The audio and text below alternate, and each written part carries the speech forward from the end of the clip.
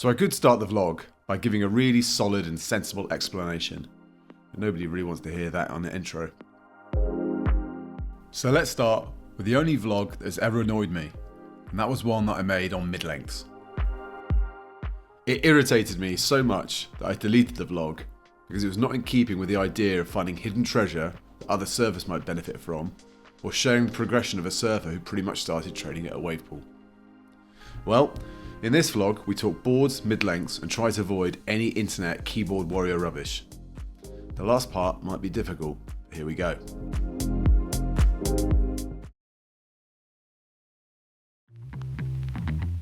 I'm James Davis, and I've been a skydiver for over 20 years, jumping and competing all around the world. In the last 18 months, I've been surfing at the wave pool in Bristol to see if wave pools can do for surfing what wind tunnels did for skydiving. I wanted to see what would happen if an average surfer trained at the wave pool for a year, if they could learn to get barreled, sharing all the mistakes, learning points and experiences along the way.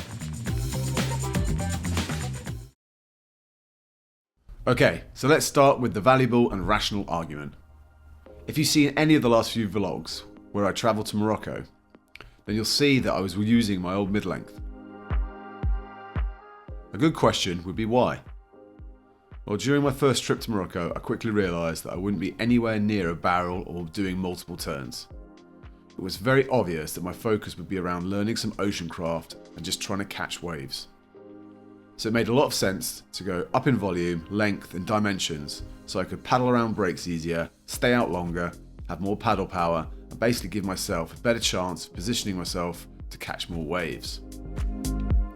For someone with basically no experience on dealing with busy lineups and having a low level of catching waves, this just added another level of validation to the decision. For those that have been following the vlog, you'll know I'm a bit OCD about the wave catching process. I'm always keen to learn and improve it, and I believe if you start well, then the rest of the wave is so much easier. Now starting badly, well that's another situation. Now there is another benefit of going back to the mid-length, and that is it gives you more time to address bad habits. I hate my pop-up, but by going back to the mid-length, I was able to find more time during the process, work on using the push of the wave, and implementing a pause before jumping to my feet. To see the vlog explaining the golden nugget which helped my pop-up immeasurably, see the banner above at the top of your screen now.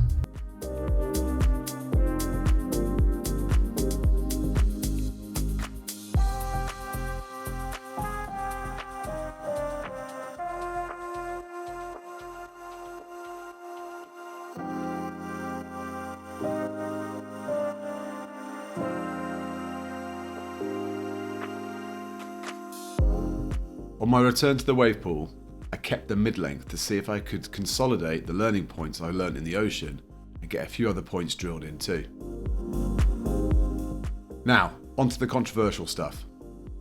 Balance and trade-off are two terms that spring to mind for this discussion. Clearly, a good surfer can rip the wave pool waves apart on a mid-length. What you're watching here is Mark Phipps, the creator of the best-selling One Bad Egg. And clearly the board works in the wave pool.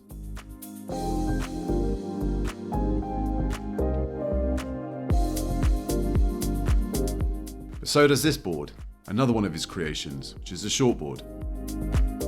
Mark could clearly ride a door and surf it. Actually, he has done this. But does this mean a mid-length is a perfect and the obvious choice for surfing at the wave pool? The vlog that I deleted had some internet keyboard warrior spouting off about all the virtual signalling rubbish. It's the surfer, not the board. Well yes, JOB is an amazing surfer who surfs foamies at pipe. But I don't see the lineup riding foamies as their go-to board, and I don't see the WCT event at pipe with the serious competitors riding foamies, and there didn't seem to be any foamies being ridden at the WCT event at Chopu in Tahiti. Perhaps when you hear JOB talking about his foamie as a content creator that keeps on giving, and the fact that he sells foamie boards, there might be another kind of argument here going on. The point I had previously made was no board is perfect, that a mid-length obviously works in this pool, but has a disadvantage to the outline, and that is it's long and has minimal rocker, so it doesn't fit well in a small wave that the wave pool tends to offer. It doesn't mean that a mid-length won't work in the wave pool. It doesn't mean that a mid-length is bad. There are many positive advantages, but to say there aren't disadvantages would be disingenuous. In my humble opinion, perfect just doesn't exist, and so it's a constant trade-off. Surfing is absolutely hierarchical, and walking around with anything that has a hint of performance tends to signal that you aren't a total kook or beginner.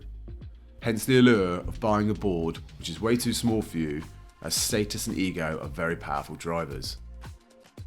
But in today's world, surfers are getting to their feet way earlier in the wave pool, starting to work on their core turn fundamentals and progressing faster than ever.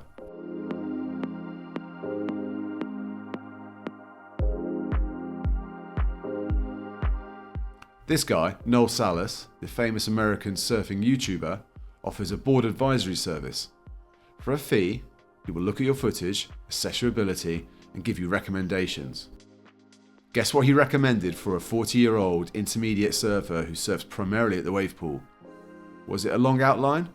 No, it was a short length board, and interestingly also had a very low rocker. My final point here is that there are always trends.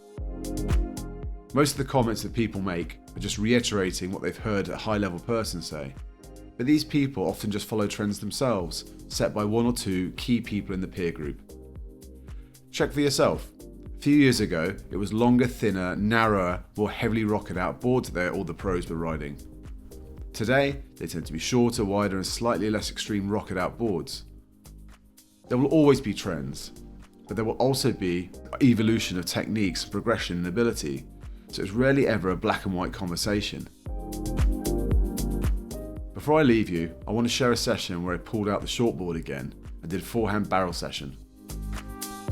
My God, it was fun, and a good reminder of why shortboards are so good. Now don't think I'm hating on mid-lengths. I'm not, and I'm still going to use it in the ocean, and I'm still going to train on it at the pool. So let's not get that twisted. But to say you can't use a shorter board because you're an intermediate surfer or you're working on turns is complete rubbish. I also think there is a really good argument to using different boards from time to time.